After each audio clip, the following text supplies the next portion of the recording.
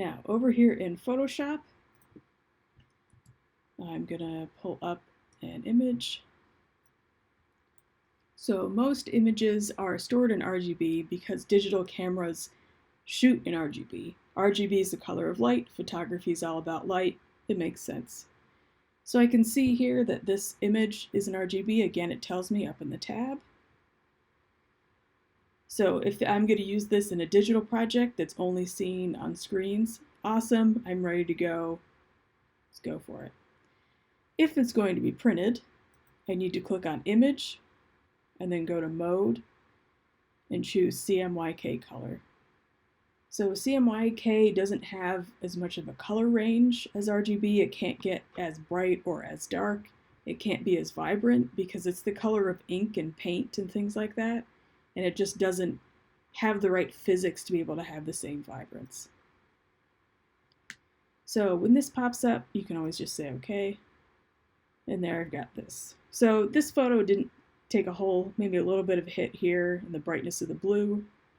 Still looks fine. So if making it CMYK made it a little bit dull, remember you've got these non-destructive adjustment layers. So I could go into selective color and say, and target my cyans and bring some cyan back into them. You can see my sky is getting a bit brighter.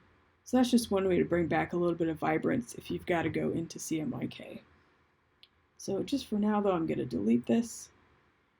The other thing that we need to know about is grayscale or black and white. So if you're doing something that's black and white, all of the graphics you put in also have to be black and white. They can only use black ink. They can't look black and white. So you can't just come over here and use the black and white adjustment layer because it's not actually going to make your photo technically black and white. It'll make it visually black and white in a much better way than forcing it to be grayscale. But it won't technically be black and white. So to do that, I need to go to Image and Mode and then choose Grayscale. So this will dump out all the color information. And if you've got other layers, it'll ask if you want to combine them.